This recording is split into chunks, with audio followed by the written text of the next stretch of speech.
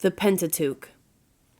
The Pentateuch, which consists of the first 5 books of the Bible, Genesis, Exodus, Leviticus, Numbers, Deuteronomy, enjoys particular prestige among the Jews as the law or Torah, the concrete expression of God's will in their regard.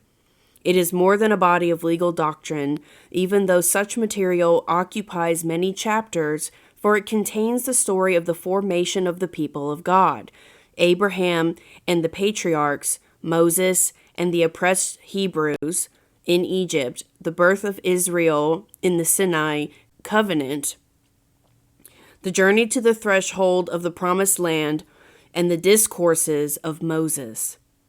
The grandeur of this historic sweep is the result of a careful and complex joining of several historical traditions or sources.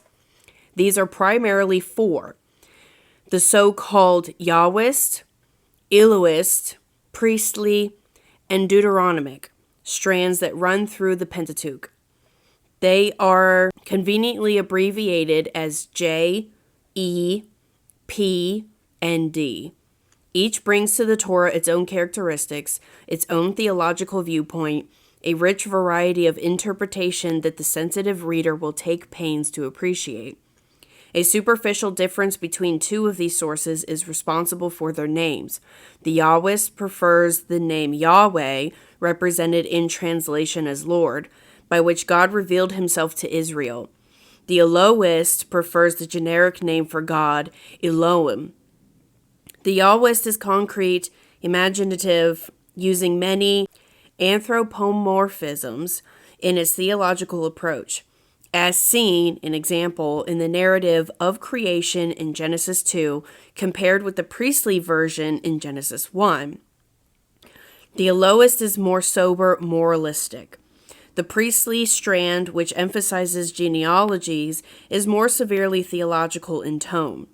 The Deuteronomic approach is characterized by the intense hortatory style of Deuteronomy 5 through 11, and by certain principles from which it works, such as the centralization of worship in the Jerusalem temple.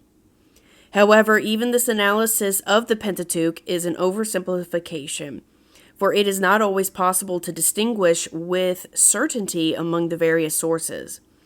The fact is that each of these individual traditions incorporates much older material. The Yahwist was himself a collector and adapter. His narrative is made up of many disparate stories that have been reoriented and given a meaning within the context in which they now stand. For example, the story of Abraham and Isaac in Genesis 22. Within the J and P traditions, one has to reckon with many individual units. Those had their own history and life setting before they were brought together into the present, more or less connected narrative.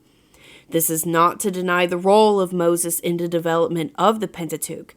It is true we do not conceive of him as the author of the books in the modern sense, but there is no reason to doubt that, in the events described in these traditions, he had a uniquely important role, especially as lawgiver. Even the later laws that have been added in P and D are presented as a Mosaic heritage. Moses is a lawgiver par excellence, and all later legislation is conceived in his spirit and therefore attributed to him.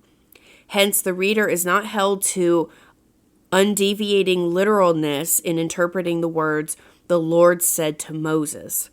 One must keep in mind that the Pentateuch is the crystallization of Israel's age-old relationship with God. In presenting the story of the birth of the people of God, the Pentateuch looks back to the promises made to the patriarchs and forward to the continuing fulfillment of these promises in later books of the Bible. The promises find their classic expression in Genesis 12, 1ff. The God of fathers challenges Abraham to believe. The patriarch is to receive a people, a land, and through him the nations will somehow be blessed.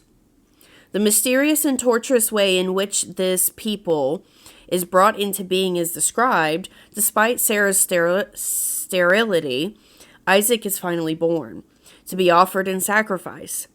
The promises are renewed to him eventually, and to the devious Jacob, as if to show that the divine design will be effected with or without human cunning. The magnificent story of Joseph is highlighted by the theme of providence. The promise of a people is taking shape. Israel is not formed in a vacuum, but amid the age-old civilizations of Mesopotamia and the Nile.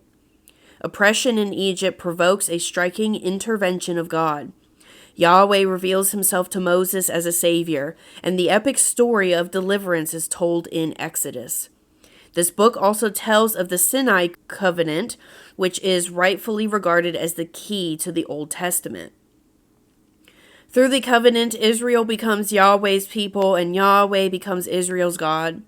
This act of grace marks the fulfillment of the first promise, that Abraham will be the father of a great nation, God's special possession.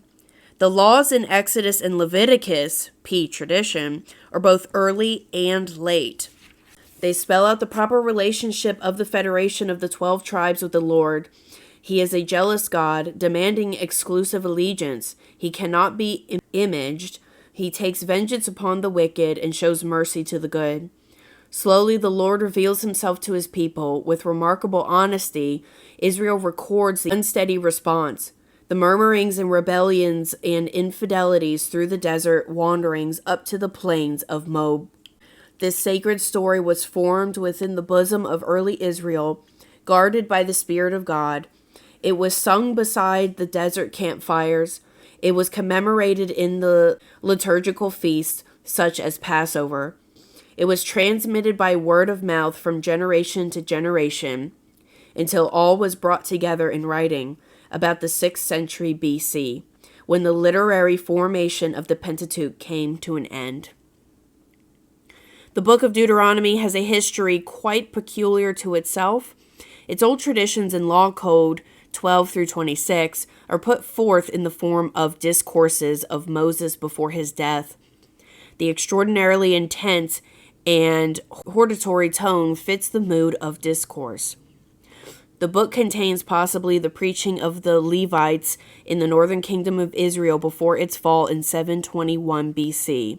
If this book is situated in its proper historical perspective, its true impact is more vividly appreciated. It is a blueprint of the great Deuteronomic reform under King Josiah, 640 to 609 BC. This was an attempt to galvanize the people into a wholehearted commitment to the covenant ideals, into an obedience motivated by the great commandment of love, Deuteronomy 6:4ff. Israel has yet another chance if it obeys. The people are poised between life and death, and they are exhorted to choose life today. 26, 6 through 19, 30, and 15 through 20.